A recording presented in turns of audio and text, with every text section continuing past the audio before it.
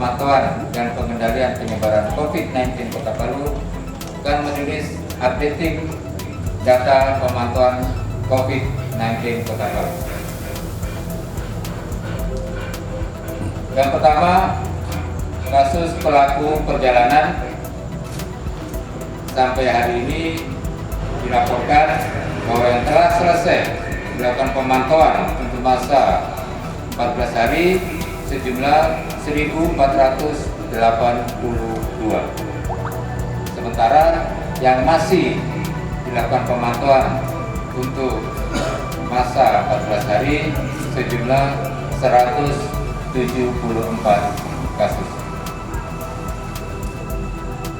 Sementara untuk kasus orang tanpa gejala, pada hari ini dilaporkan ada 1 kasus baru dan yang telah selesai dilakukan pemantauan untuk masa 14 hari sejumlah 115 dan yang masih dilakukan pemantauan untuk masa 14 hari jumlah 41 OTG.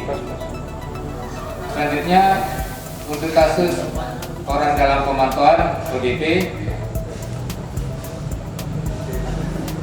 yang telah selesai dilakukan pemantauan untuk masa 14 hari sejumlah 213 kasus dan yang masih dilakukan pemantauan untuk masa 14 hari jumlah 20 kasus ODP. Untuk kasus pasien dalam pengawasan,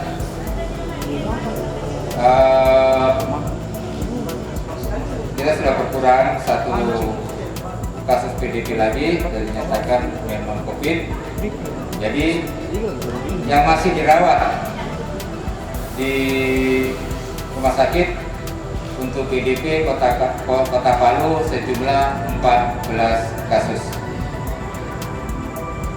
Yang sudah dinyatakan non PDP non COVID 6 kasus. Untuk kasus terkonfirmasi positif COVID-19 Kota Palu, kita masih tetap dengan total jumlah kasus 16, rincian 2 yang telah dinyatakan sembuh, 12 masih dalam perawatan dan 2 meninggal.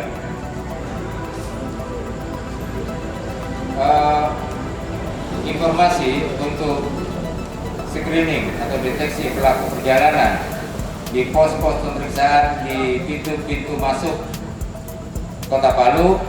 Yang pertama di pos pemeriksaan Tawaili terdeteksi atau hasil screening ada 47 kasus pelaku perjalanan. Di Wani Pantoloan ada 25 kasus pelaku perjalanan. Untuk Watu Sampu, pos pemeriksaan Watu Sampu ada 292 pelaku perjalanan. Ini data yang kita laporkan tanggal 5 kemarin. Informasi untuk perawatan, pada hari ini kami tim kesehatan yang di pondok perawatan telah mengevaluasi, telah memulangkan, ya, diperbolehkan pulang 3 saudara kita yang dirawat di pondok perawatan, sehingga total yang masih dirawat di pondok perawatan OTG dan ODP asrama haji ada 20 kasus OTG dan ODP. Mungkin itu data yang kami berikan untuk hari Rabu tanggal 6 Mei tahun 2020. Ada tambahan informasi dari Bapak Kepala Dinas di Kota Palu. Untuk kemarin itu masuk ke Kota Palu beras sebanyak 45 ton. Sedangkan gula untuk kemarin tidak ada masuk di beberapa pintu, namun ketersediaan barang di beberapa distributor saat ini tersedia sekitar 60 ton di distributor yang ada di Kota Palu. Dan harga saat ini untuk beras masih sama seperti kemarin, itu berkisar antara 9 sampai 11. Sedangkan untuk gula juga demikian, karena memang sumbernya berbeda, ada yang 12,5, ada yang di atas sampai 20. Tapi yang 12 ada di beberapa retail itu bisa dibeli dengan masing-masing kakak 2 kilo. Sedangkan untuk hari ini ada kecenderungan memang terkait pada bahan pokok, bukan bahan pokok, jadi bahan hasil pertanian. Untuk cabai merah ada kecenderungan turun minggu ini sekitar 25%, dari harga 40 menjadi 35. Sedangkan untuk bawang merah ada kecenderungan naik dari 35 menjadi 45, naik sekitar 28%. Sedangkan untuk minyak goreng tersedia di Palu sekitar 1.547 liter, sehingga masih bisa mencukupi sampai insya Allah lebaran yang akan datang. Saya kira itu aja yang dapat kami sampaikan. Sekali lagi tambahan, kami sampaikan kepada para pedagang, dan intinya kami akan mengingatkan pada para pedagang dan para konsumen yang di daerah pasar, khususnya 10 pasar yang ada di Kota Palu, teristimewa 3 pasar harian, yaitu Manonda, Masongga, dan Tawanuka. Kami berharap kepada para pedagang dan konsumen, kami berharap menggunakan dua-duanya harus menggunakan masker.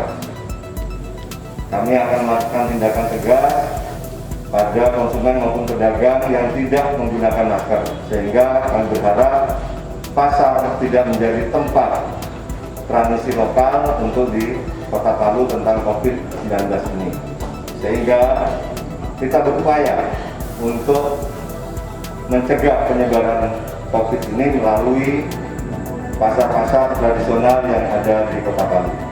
Saya kira itu yang dapat kami sampaikan. Lebih kurangnya mohon maaf. Wassalamualaikum warahmatullahi wabarakatuh. Yang saya hormati Kepala Dinas Pemda, saya hormati tim surveillance Rahmat, Kepala Bagian Humas Kota Palu. Perlu kami informasikan kepada masyarakat Kota Palu khususnya bahwa kondisi pasien di Rumah Sakit Anutapura saat ini adalah keadaan umumnya cukup baik. Untuk yang satu keluarga yang klaster Goa atas nama W, sekeluarga itu sesungguhnya anaknya 2 sudah negatif, Pak W-nya juga sudah negatif, tetapi salah satu anaknya masih positif, sehingga masih menemani salah satu anaknya. Kemudian satu lagi PDP, kemudian satu lagi masih positif atas nama DG, ya.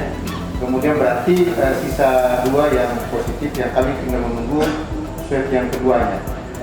Jadi sudah ada hasil swab pertama sudah negatif.